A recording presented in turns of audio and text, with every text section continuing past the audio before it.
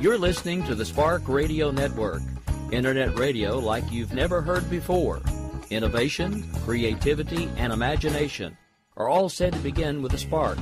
So fasten your seatbelt and take the ride of your life and listen for the spark. You are listening to KLRN Radio, where liberty and reason still reign. Hey, this is John Preston, Marine Combat Veteran and Pacific Records recording artist. Just reaching out to have you check out our new album, Battle Cry, Songs of America's Heroes, an album featuring phenomenal other combat veteran artists like Scott Brown of the Scooter Brown Band, Ryan Weaver, Rowdy Johnson, just an incredible mix of people. This is all veterans telling our stories and our lives, and we're giving 100% of our proceeds to the Valkyrie Initiative to help veterans and first responders integrate back into society. I myself have battled with post-traumatic stress for many years and lost my own brother, a Marine Corps veteran, to suicide. I ask that you step with us and make this happen. We are in pre-order right now and release on March 17th. Go to iTunes, go to Amazon, buy. We plan on making the charts and making it at a very high level, and your support right now makes a difference. This is the release of my new song, Superman Falls, which is actually about the loss of my own brother, which happened last year, and I would love for everyone to check it out, to listen, and hopefully it'll make a difference in many lives. If you're 85 or younger, would you like peace of mind and comfort for your family? We're Final Expense Direct with an urgent message for you. The average funeral today costs over $8,000, but the most you'll get from government benefits is $255. How will your family pay the difference? We can help. Our senior plans start as low as just $1 a day and pay up to $30,000 for a funeral and other final expenses. Peace of mind is easy. There's no medical exam. You'll have lifetime coverage, and your plan can't be canceled as long as you pay your premiums. Call now for free information about our senior plans. Answer a few simple questions and receive approval right on the phone. Plus, call right now and we'll give you a discount prescription card for free. Call 800-553-8687. That's 800-553-8687. Again, 800-553-8687. 687.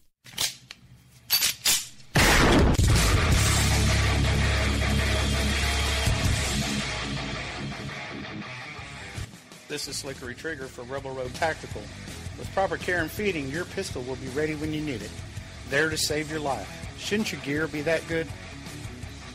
Whether you need a holster for comfortable everyday carry or a tough-as-nails holster for your next training course, Rebel Road Tactical has what you need. Check us out on the web at rebelroadtactical.com.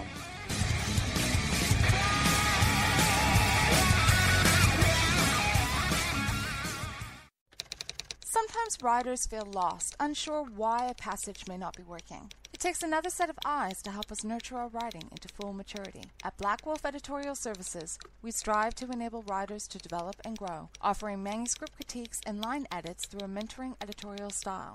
We also offer assistance on generating a writer's bio for your websites. Black Wolf Editorial Services, nurturing your writing into maturity.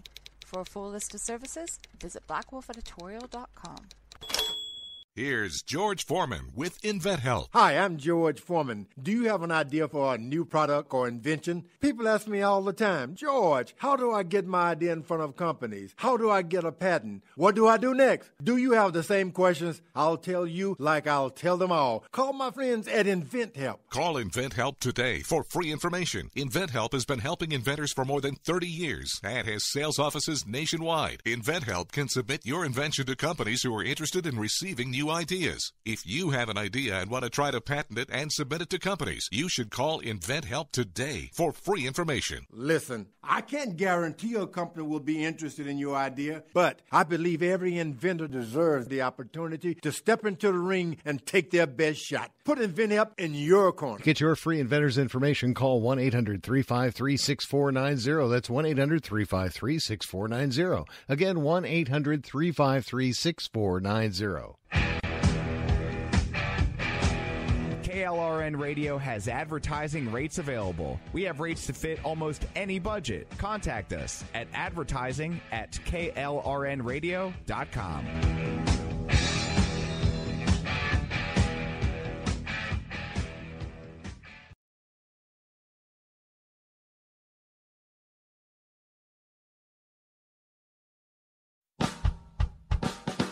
You're listening to the Spark Radio Network, Internet radio like you've never heard before. Innovation, creativity, and imagination are all said to begin with a spark. So fasten your seatbelt and take the ride of your life and listen for the spark. You are listening to KLRN Radio, where liberty and reason still reign. Hey, this is John Preston, Marine combat veteran and Pacific Records recording artist. Just reaching out to have you check out our new album, Battle Cry, Songs of America's Heroes, an album featuring phenomenal other combat veteran artists like Scott Brown of the Scooter Brown Band, Ryan Weaver, Rowdy Johnson, just an incredible mix of people. This is all veterans telling our stories and our lives, and we're giving 100% of our proceeds to the Valkyrie Initiative to help veterans and first responders integrate back into society. I myself have battled with post-traumatic stress for many years and lost my own brother, a Marine Corps veteran, to suicide. I ask that you step with us and make this happen. We are in pre-order right now and release on March 17th. Go to iTunes, go to Amazon, buy. We plan on making the charts and making it at a very high level, and your support right now makes a difference. This is the release of my new song, Superman Falls, which is actually about the loss of my own brother, which happened last year, and I would love for everyone to check it out, to listen, and hopefully it'll make a difference in many lives. If you are 35 or younger, would you like peace of mind and comfort for your family? We're Final Expense Direct with an urgent message for you. The average funeral today costs over $8,000, but the most you'll get from government benefits is $255. How will your family pay the difference? We can help. Our senior plans start as low as just $1 a day and pay up to $30,000 for a funeral and other final expenses. Peace of mind is easy. There's no medical exam. You'll have lifetime coverage, and your plan This can't is be Rio of canceled Madison as long as Rising, you... and you're listening to KLRN Radio, where liberty and reason still reign. It's time now for the Conservative Curmudgeon Radio Show. Now, here's Grouchy. There we are. Yeah, get it right, Seymour. Come on. Hold it up. Okay, good enough. Good evening, everybody. Seymour, the engineer there, he's working hard. We're having a little bit of network latency issues, so I apologize if my voice pauses, cracks, pops, or anything else. That's on my end down here on the Gulf Coast studio. Want to thank you so much for being here tonight. Show number 99 tonight. Show number 99. And, man, has there been some things going on. I'll tell you what, I had a show written, and of course, just like any other time, the fly hits the ointment or the poo hits the fan, however you want to call it, and we're left talking about something else. So right off the bat, we have to talk about the big gorilla in the room, and that is the Comey firing. The political left is losing their collective minds over this. And it's so funny because these are the very same people who were calling for Comey to be fired, even by the Obama administration back during the election season. I mean, this is ridiculous. Oh, he damaged Hillary so badly. He should be fired. He should be fired. And then when he found nothing to charge Hillary with, he was such a great and honorable man. And remember how all that fell out? He was this demon, and then he was this great honorable man. And then they reopened the investigation again, and he did all this damage that Hillary likes to blame on him. And that bore if the election were on October 27th, I would have won. You know, for somebody that claims to take full responsibility for her election loss, she sure is still busy blaming a whole lot of other people. Yeah, just something to think about. But, let's talk about this for a minute, because quite frankly, the only thing that I don't like about the Comey firing, and I'm not saying that I actually like it either, but the only thing I really find disturbing about it is the timing.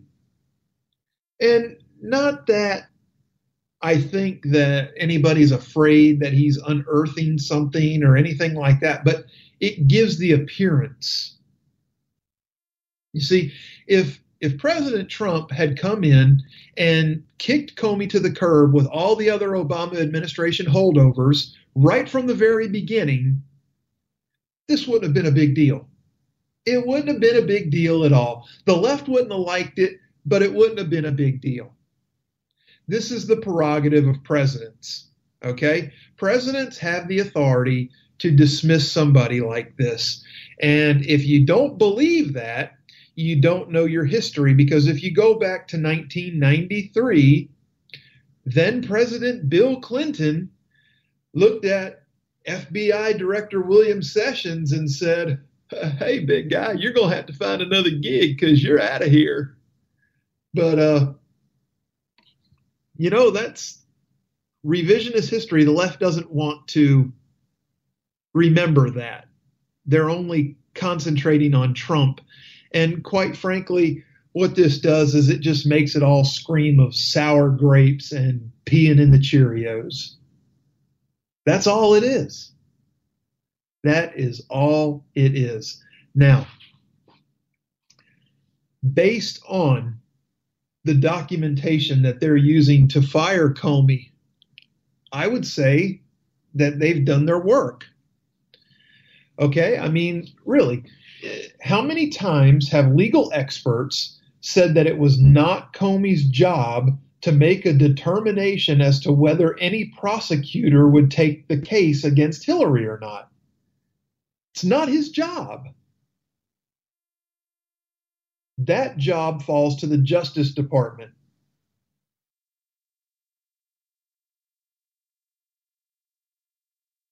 Comey, while he did some things right, he did some things wrong too. And, the other thing that bothers me, and I will say this, if it is true that he had no inkling and found out about this as it streamed across the news, that's classless to me. That's a cheap cop-out move.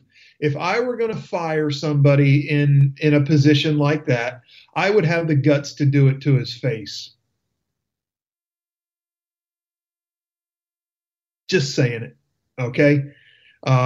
You folks know me. I call out the good with the bad, okay? I think that firing Comey is appropriate. Do I think it was absolutely necessary? Maybe not absolutely necessary.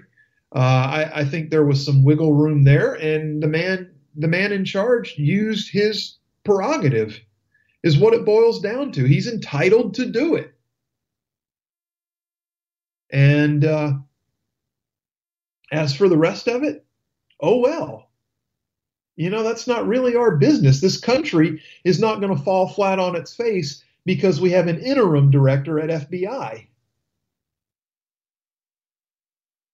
We didn't fall flat on our face when they got rid of all the Obama-era federal judges around the country, when Sessions first became Attorney General and asked them all to resign.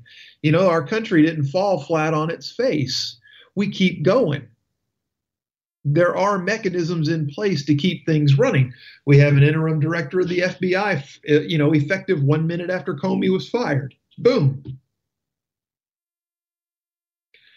There will be a new appointee for the FBI.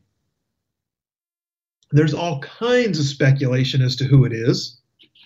But the fact of the matter is nobody knows right now. Nobody knows. There's names that are being circulated as being considered. Everything from Sheriff Clark to Rudy Giuliani to Trey Gowdy to the man that's the interim right now. Who knows what's going to fall out? Who knows? I would like to think that it's going to be somebody that actually understands investigations and how to conduct them. But what do I know? I'm just me. So anyway, that's where we are with Comey. There's so many things that again, the left is just melting down over, and it's all just ridiculous. It's their comments are hyperbolic at best and just downright hateful at worst. Maybe even worse than that. Some of them, some people are actually out there calling for Trump to be killed again because of this. It's ridiculous. Absolutely ridiculous. So anyway, before we get into the prepared portion of the program tonight, I want to give out the call-in number. It is area code 405-648-4798. That's 405-648-4798. As always, we can talk about whatever's on your mind. It doesn't have to be what I have queued up here for the show.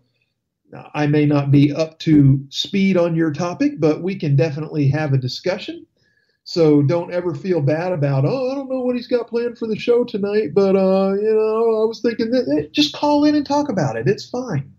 It's fine. As long as it's not the drapes or the plumbing or anything like that in your house or changing the brakes on your car. Let's keep it a little bit related somewhat to the topics of the day. But, I'm pretty flexible. And, if it's a real cool car, we can talk about that too. But again, I don't know anything about anything, so it's all good. And what we have to get to tonight, we have to get to some Obamacare business because it's all been overshadowed by the Comey thing. And if you go back to your weekend, you will remember from Fox News Sunday that MIT professor and Obamacare architect Jonathan Gruber, that's right, the man who basically called us all dumb, he actually went on TV and blamed the problems with Obamacare on President Trump. He said that before Trump was elected, there were no counties in the United States that did not have an insurer. Well, at that point, Chris Wallace pointed out that in Iowa, only one insurance company remains in all but 5 counties throughout the state, and that Medica is thinking of dropping out, which means there will be no insurance companies for the Obamacare marketplace in all but 5 counties in Iowa. And Gruber was quick to point out, and whose fault is this? Before President Trump elected, there were no counties in America that didn't have an insurer, Gruber said.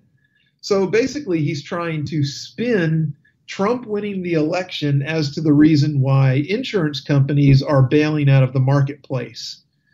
Now, they didn't bail out because the American Health Care Act failed the first time. And they haven't had time to bail out since it was actually passed by the House the second time. So, does Gruber really think Americans that dumb? He must, because he's out there peddling this nonsense.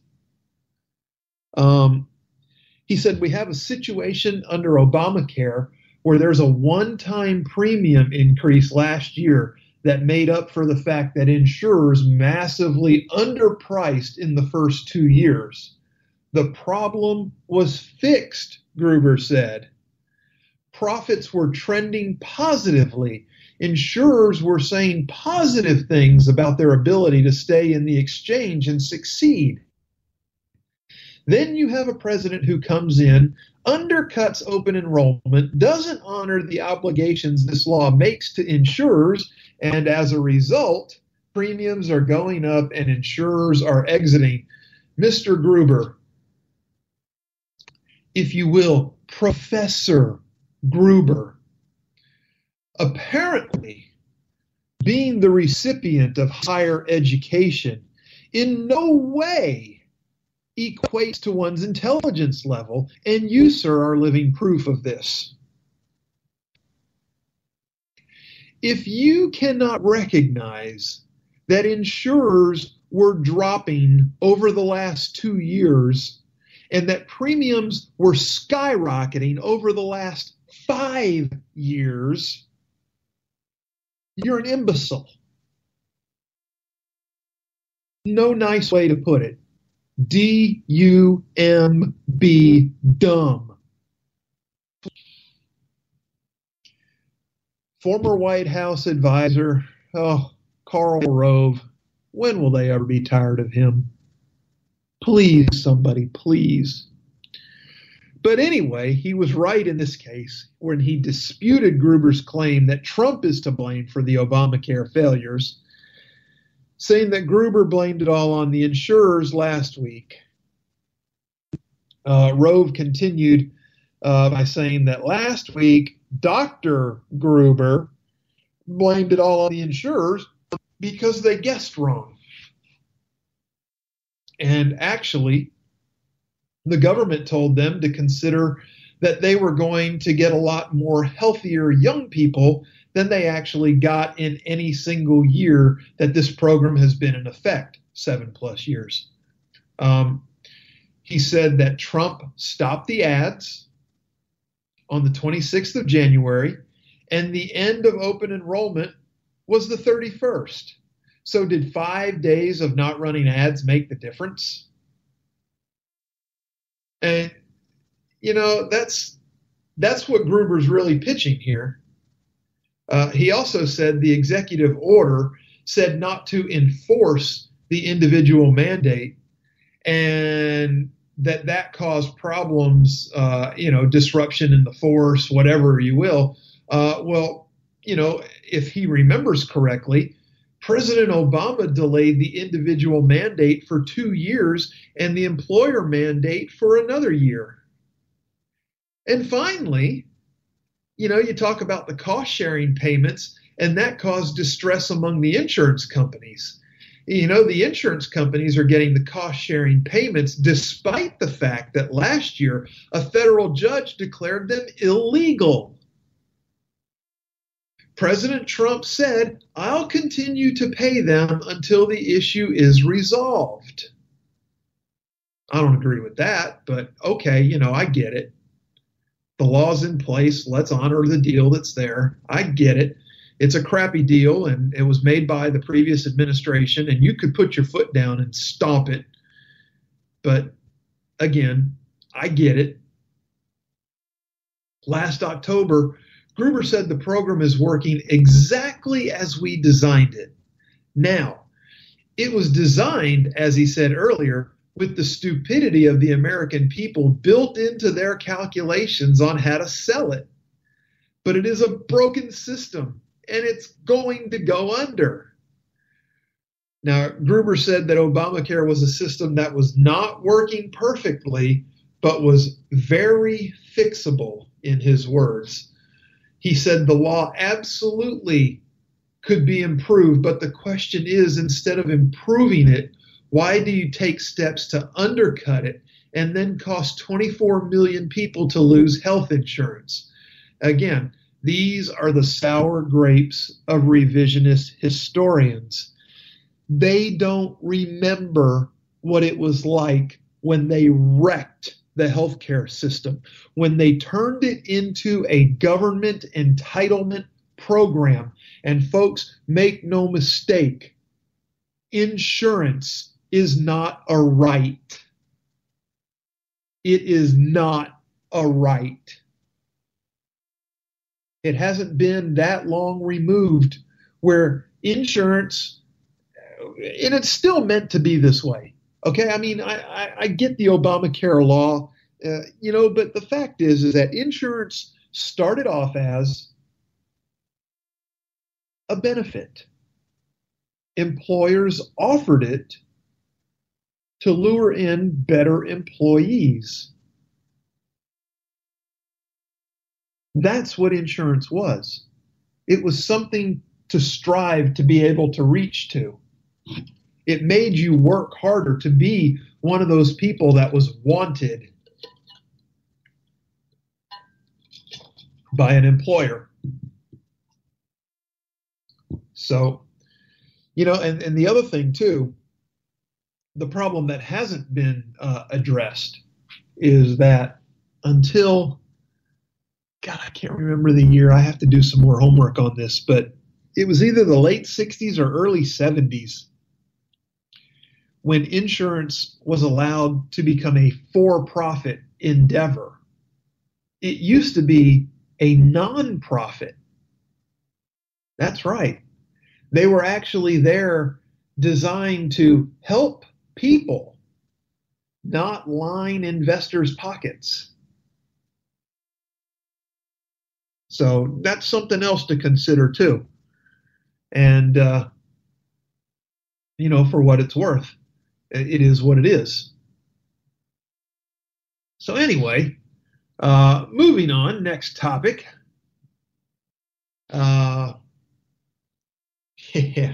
Yeah, Susan Rice. If you've been around listening to my program for any amount of time, you know my feelings about this woman. We did a full 2-hour special show on the evils of Susan Rice's legacy in D.C.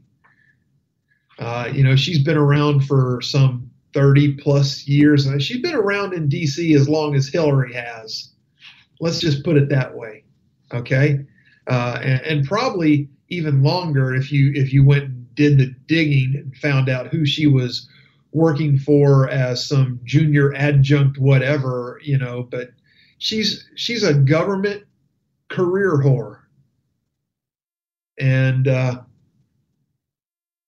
White House said Friday that it's a question for Congress as to whether former National Security Advisor Susan Rice should be subpoenaed to testify on the unmasking of U.S. citizens. But they did say that it's sad that Rice chose not to be transparent and not to cooperate in this process. If you think about it, this is all going back to the unmasking and the Russian collusion and this and that and the other thing and Hillary's emails. It all ties together, folks. It's just one gigantic as the stomach turns. The fact of the matter is that when people bring up David Petraeus, he got punished for doing this, for mishandling classified documents. Petraeus testified. He was forthcoming. He cooperated. He did what he was supposed to do. They talk about all these other people. Flynn testified. I forget who else. Comey has testified. Everybody has testified. Huma even testified. She didn't say much of anything, but she went there. Rice is refusing to testify. And the Democrats in Congress said that the reason she's refusing to testify is because she doesn't think that the questions that will be asked are bipartisan. You know what I say? I say that subpoena is not going to be bipartisan either, but it needs to be issued. And hands down, it needs to be issued. We need to put this woman on the stand. We need to make her either sit there and look like a houseplant. Some of you will get the reference. And make her claim the fifth. Or we need to get her on the stand and we need to get her testifying and get to the bottom of this because, really, after Clapper and Yates the other day, the question is what we still don't, what do we still not know? It shouldn't be what we know because we know nothing. They said absolutely nothing except that unequivocally they weren't the ones that leaked it.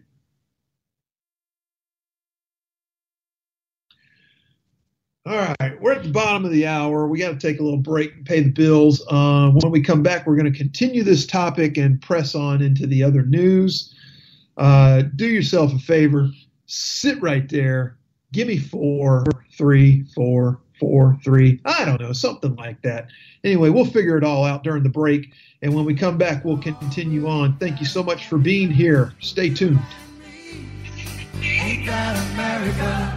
Something to see, baby. Ain't that America? Home of the free, yeah.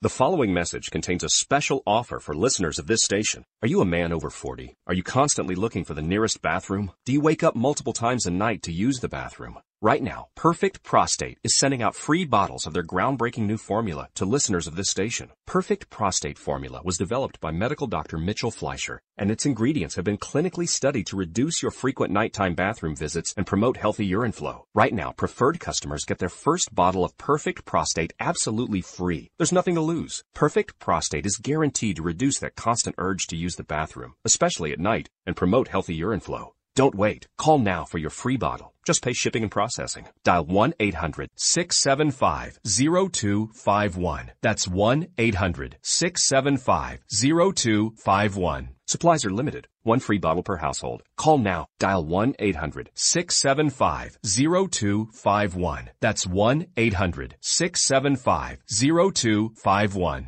Tired of paying outrageous prices for Viagra? Well, we have great news for you. Now you can finally get Viagra at huge discounts. Healthy Man allows you to save up to $500 on Viagra. Why pay U.S. pharmacy prices of $15 per pill or more when you can get Viagra for less than $3 a pill? Call today and get 40 Viagra pills for only $99. This can cost as much as $600 at your local pharmacy. You can't afford not to call us. If you want Viagra at the lowest prices, never pay $15 a pill pharmacy prices again. Get Viagra for less than $3 a pill. Call 1-800-516-7602 today and save up to $500 and get 40 pills for just $99. Healthy Man is fast, easy, and affordable. Operators are waiting at 1-800-516-7602 to take your call right now. Call 1-800-516-7602. That's 1-800-516-7602. Again, 1-800-516-7602.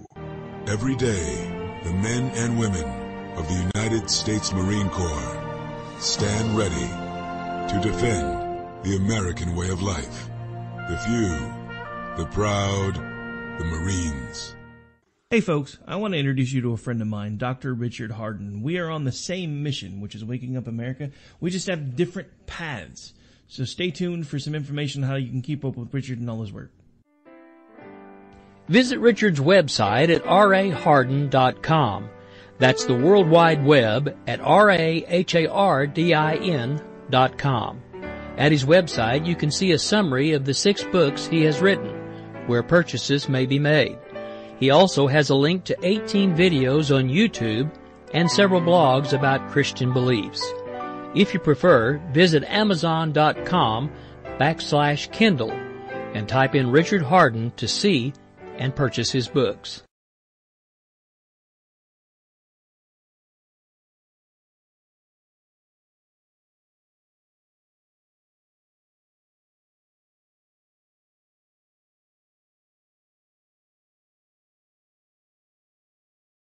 Battle Cry, Songs of America's Heroes, an album featuring phenomenal other combat veteran artists like Scott Brown of the Scooter Brown Band, Ryan Weaver, Rowdy Johnson, just an incredible mix of people. This is all veterans telling our stories and our lives, and we're giving 100% of our proceeds to the Valkyrie Initiative to help veterans and first responders integrate back into society. I myself have battled with post-traumatic stress for many years and lost my own brother, a Marine Corps veteran, to suicide. I ask that you step with us and make this happen. We are in pre-order right now and release on March 17th. Go to iTunes, go to Amazon, buy. We plan on making the charts and making it at a very high level, and your support right now makes a difference. This is the release of my new song, Superman Falls, which is actually about the loss of my own brother, which happened last year, and I would love for everyone to check it out, to listen, and hopefully it'll make a difference in many lives.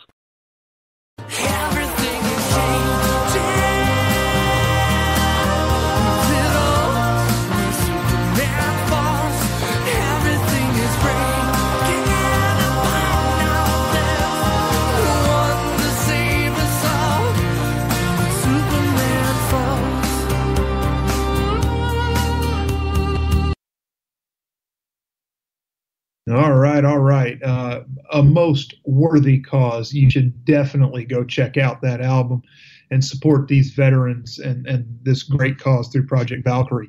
Welcome back. I want to encourage each and every one of you to stay tuned to KLRN Radio all night tonight. We are grand slamming conservative talk radio here tonight. Immediately after me, Jesse's POV, followed by The Right Side with Dan Wright, and then America Off the Rails with Rowdy Rick. So it is a full night of getting your knowledge on right here with KLRN Radio. So anyway, when we left off, Susan Rice was refusing to testify because of a lack of bipartisan questions by Congress. It must be horrible for her to have to answer tough questions. But anyway, White House Principal Deputy Press Secretary. Yes, that's quite a title. What a mouthful for Sarah Huckabee Sanders. Excuse me. Said that when she was asked whether the president thinks Rice should be subpoenaed, she said, "We feel very confident that as all of this plays out, it will land on the right side of where we are. But I think it's unfortunate for her and has really no bearing for us," she said. Trump tweeted, go figure, Trump took to Twitter and said it was, quote, "not good that Rice chose not to testify on her own." You sure he didn't say it was very not good? I don't know. Hugely not good, bigly not good. Anyway, Susan Rice, the former national security advisor to President Obama, is refusing to testify before a Senate subcommittee next week on allegations of unmasking Trump transition officials. Oh, not good. Again, Trump actually did it twice. Rice's attorney told Senator Lindsey Graham, chairman of the Senate Judiciary Subcommittee on Crime and Terrorism, that she would help with the congressional investigation into Russian election meddling, quote, "because of the important national interests at stake, provided they are conducted in a bipartisan manner and as appropriate in classified session." Now, here's what bothers me about these people, okay? These little agencies that run around and do all this junk, okay? And yeah, I'm just being a little bit angry about it here. So, we know what they actually do. National security, FBI, whatever you want to call it. The oversight for these agencies is provided by Congress. Okay? This is how the checks and balances work. And this is the way our country was set up to operate. So, what is it about this oversight committee that she can't talk about? They provide oversight to them, to the agencies. The congressional committees provide oversight to the agencies. Don't you think that they should be read in on this classified information? Instead of hearing, "Oh, I can't tell you that, it's classified." What a load of crap. How can you oversee an agency if you don't know what's going on?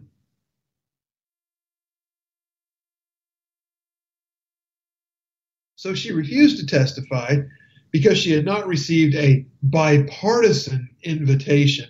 So basically, the Democrats are refusing to invite her, so she's not coming when the Republicans invite her.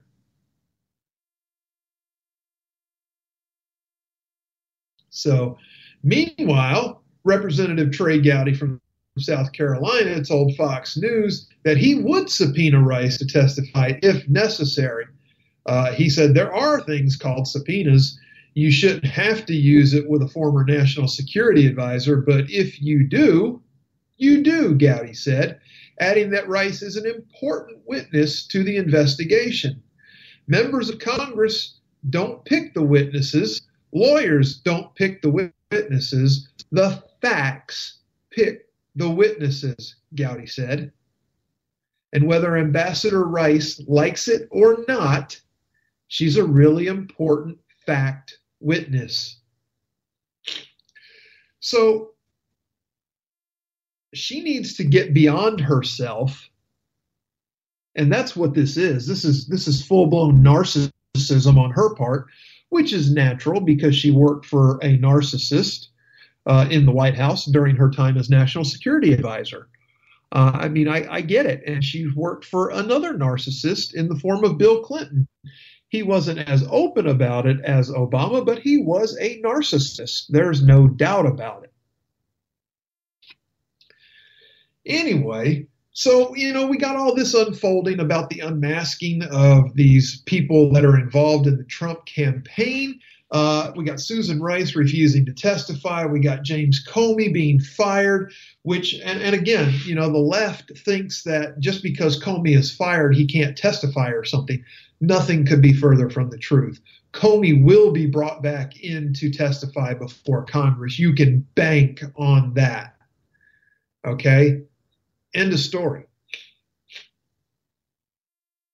So anyway, all these people, they just really need to get over themselves, with the exception of Comey, because Comey apparently loves testifying. He loves to be in the limelight, apparently, because he just, for the last, 14 months, he couldn't stay out of it. So anyway, okay, enough of that. We're going to move on. One of the things I really like to hit on my program, again, if you've been with me for any amount of time, I like talking employment. I think it's very important that Americans be working. And the number of employed Americans set a third straight monthly record in April, increasing by 156,000. And we now have 153,156,000 Americans working. And the nation's unemployment rate dropped 0.1 of a point to 4.4%. Now, that's the official number. We always dispute that because we know that the number of people that are outside of the labor force and are not participating, that are not being counted, is higher than that. We know this, but these are the numbers we're forced to deal with. On the negative side, the Labor Department's Bureau of Labor Statistics said the labor force participation rate dropped 0.1 of a point in April, and the number of Americans not in the labor force increased for the second straight month to 94,375,000. And that's up about 158,000 compared to March. Now, the numbers are important, but they're not everything. When we talk about people not in the labor force, these are working age people. This does not count people that have since retired, but it does count people that are actively outside of the labor force that are of working age. So it's hard to get an accurate number. That's a guesstimate kind of a number based on a lot of different factors. Anyway, like I said, the numbers are important. People who are employed have Social Security and other payroll taxes deducted from their paychecks, and those taxes do support many other who do not work for various reasons and who may receive taxpayer-funded entitlements or benefits. Now, Bureau of Labor Statistics said the economy added 211,000 jobs last month, a much stronger showing than the 98,000 jobs added in March, which was dismal. A change in total non-farm payroll employment for February was revised up from 219,000 jobs to 232,000 jobs, but the change for March was revised down. So, it balanced out. Over the past 3 months, job gains have averaged 174,000 Not bad for a monthly average. I mean, it's not great yet, but it's not bad. It's steady. In April, the nation's civilian non-institutionalized population, consisting of all people aged 16 or older who were not in the military or an institution, reached 254,588,000. Of those, 160,213,000 participated in the labor force by either holding a job or actively seeking one. The 160.2 million who participated in the labor force equals 62.9% of the 254.58 million civilian non-institutionalized population. Among the major work groups, the unemployment rate for adult men declined to 4.0% in April, the jobless rate for adult women to 4.1%, teenagers 14.7%, whites 3.8%, blacks 7.9%, Asians 3.2%, and Hispanics 5.2% showed little change over the last 3 months. But rewind to just a year ago, unemployment for blacks was over 14% a year ago in the midst of the tail end of the Obama administration. And now we're talking 8%. Definitely some improvements. The number of long-term unemployed, those jobless for 27 weeks or more, was essentially unchanged at 1.6 million in April and accounted for 22.6% of the unemployed. Over the year, the number of long-term unemployed was down 433,000. The number of persons employed part-time for economic reasons, involuntary part-time workers, declined by 281,000 to 5.3 million Americans in April. These individuals who would have preferred full-time employment were working part-time because their hours had been cut back or because they were unable to find full-time jobs. Now, let's talk about a major cause of that issue right there. Can you say Obamacare? These people were working 40 hours a week 7 years ago before Obama mandated that full-time be 30 hours instead of 40. See, they thought that would provide more insurance for people, and what it did was it decreased their hours. Remember that? That's when Pelosi said, oh, they have all the freedom in the world to go pursue their dreams. And I think the Botox got a little too deep with the injection there, Nancy.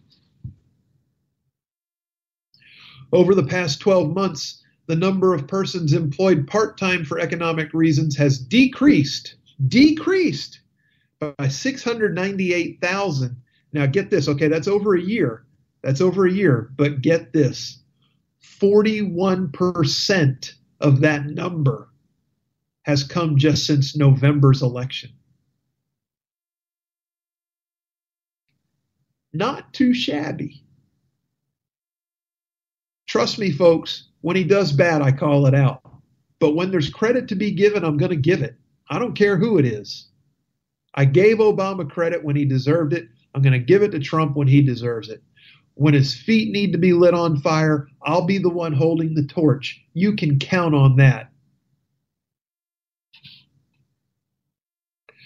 Earlier this week, the Bureau of Labor Statistics reported that unemployment rates were lower in March than a year earlier in 336 of the country's 388 metropolitan areas, higher in 38 areas and unchanged in 14 areas. 23 metropolitan areas had jobless rates of less than 3%. My bad. I was trying to read something. Okay. I muted. I was going to say, am I missing something? Anyway, and 11 areas had rates of at least 10%. Ames, Iowa, and Boulder, Colorado had the lowest unemployment rates, 2% each, followed closely by Fort Collins, Colorado at 2.1%. El Centro, California had the highest unemployment rate at 19.2%. Can you imagine that? 1 in 5 people in a town not working? How the heck do you function as a town? Anyway, that's the current employment situation, and I like to keep tabs on that. So we'll visit it again probably sometime next month after we get the next set of numbers out, and we'll see if the positive trend keeps, and if it doesn't, we'll call it out for what it is. Next up, the father of 2 kidnapped girls who were taken by Boko Haram in Africa was suspicious when friends told him that dozens of girls had been freed because he had heard similar rumors countless times during the 3 years that the school children had been missing. But by Sunday morning, it became clear to the Reverend Enoch Mark that the news was true. The Nigerian government announced that 82 of the girls who had been taken from a school in Chibok, Nigeria, had been released in exchange for handing over as many as 6 suspected Boko Haram militants. It was a hostage exchange. While Mr. Mark was thrilled with hearing some of the girls were safe, his joy was mixed with the awful gut-wrenching torment of not knowing his own 2 daughters were among those released. "We are hoping God will do something for us," Mr. Mark said. By midday Sunday, the released girls, some of the nearly 300 who were initially captured, had been handed over to intermediaries, taken from a town in the northeast near the border with Cameroon, and flown to the capital, Abuja, where they met with Muhammadu Buhari, the president of Nigeria. Boy, and I thought Goodluck Jonathan was a strange name. Only late on Sunday did an unofficial list of names begin to circulate, as well as photos that showed the faces of some of the girls. Some appeared sullen, and one had her arm in a sling, but they did not appear sickly. The names of Mr. Mark's daughters did not appear on the unofficial list. Nigerians were anxious not only about the well-being of the Chibok girls on Sunday, but also the health of the president. Immediately after his meeting with the girls, Mr. Buhari announced he was going to London to visit with doctors. He left the country for weeks earlier this year for an undisclosed medical ailment and has missed recent cabinet meetings. Before he left for London, a photo of the gaunt-looking Mr. Buhari speaking to some of the freed girls was posted on his Facebook account. The release of the girls is considered a victory for Mr. Buhari, who has promised to secure the freedom of all of them. And again, the handover began about 7 a.m. Sunday. Talks to free the girls had been going on for several months. Wow. The Nigerians worked with the government of Switzerland and the International Committee of the Red Cross to secure the release. On Sunday, some parents quickly departed from Chibok by road on a long journey to the capital to see if their daughters were among the freed. Others stayed behind, joyful but anxious about whether the girls had been liberated. For those in Abuja, the strain of not knowing the status of their loved one was particularly acute. One mother of a missing girl sat in a rally in the capital, uncertain whether her daughter was across town, safe and in the custody of government, or still in the bush in the clutches of the Islamic militants. When she combed the list made available late on Sunday, she did not find the name of her daughter on the list. The kidnapping by Boko Haram of nearly 300 girls from a school at a small village in a remote corner of Nigeria is among the countless heinous acts committed by this god-awful group that has carried out a campaign of murder, rape, and torching of whole villages, largely against some of the world's poorest people. More than 2 million people have fled their homes just to escape this group's violence. Yet it was the singular act in Chibok that trained the world's sights on this war in Nigeria. Images broadcast by Boko Haram not long after the kidnapping of the veiled girls sitting on the ground in captivity resonated with celebrities and everyday people, and it even spawned hashtag diplomacy from the Obama administration and Hillary Clinton in the State Department with the hashtag Bring Back Our Girls. Remember that? Remember all the signs Michelle and Hillary were holding up, Bring Back Our Girls? And they did nothing. They did nothing. More than 100 girls are still missing. 21 others were released 6 months ago, and one kidnapped student was rescued after being found wandering in the forest, scrounging for food. The newfound freedom of so many of the kidnapped girls is a major victory in the war and is a lift for Buhari, who vowed when he took office in 2015 to destroy Boko Haram. While hundreds, if not thousands, of people have been kidnapped by Boko Haram over the years, many of those have been rescued and in recent months by military operations that have liberated entire areas from militant control. The military has penetrated Boko Haram's large encampments and forest enclaves. Large numbers of the group's fighters have been killed or jailed in an aggressive campaign that sometimes has ensnared innocent civilians.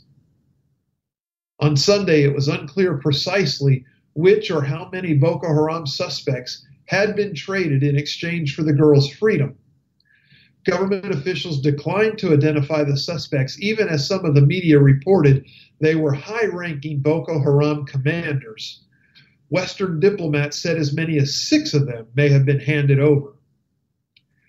With their forces now scattered throughout the countryside, Boko Haram's most effective strategy recently has been launching suicide attacks using mothers and babies, strapping bombs to them and sending them into marketplaces and just having the bombs go off. It's disgusting. This group and the way they work are even more heinous, I believe, than Al-Qaeda and ISIS. They're loyal to ISIS, but I do believe their practices are more inhumane and more disgusting. Not that ISIS wouldn't send mothers with babies strapped with bombs into a marketplace. You just don't see it as frequently as you do from Boko Haram. The group has attacked military outposts and convoys and is still regarded as a threat to soldiers and civilians across the region. But with many other hideouts gone, fighters can no longer gather in huge groups and instead exist in pockets in Nigeria and in bordering countries. They cross. They cross borders into safe areas where the Nigerian government can't get at them. They regroup and then they come back in as a larger group. This is part of their guerrilla warfare.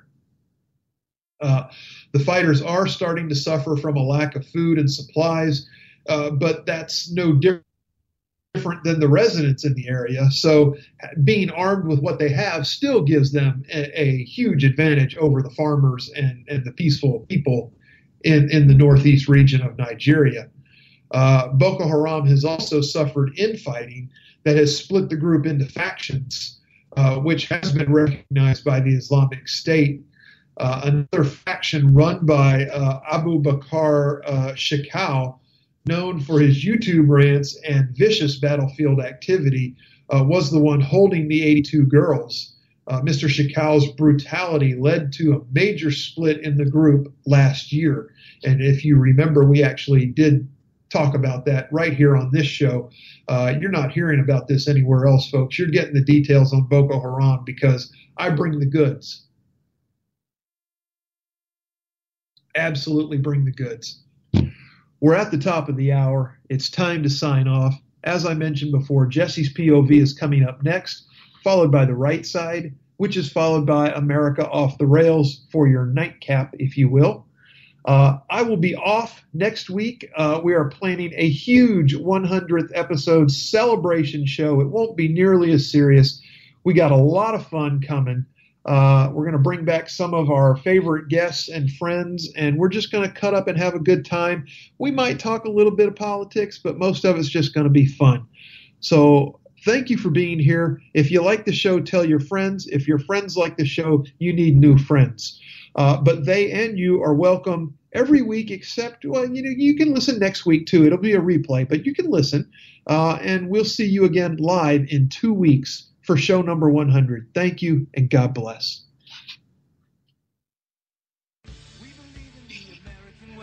We built this country called the USA, and we fly our flag because we're proud and free, we're Americans. Red, white, and blue is our way of life. We never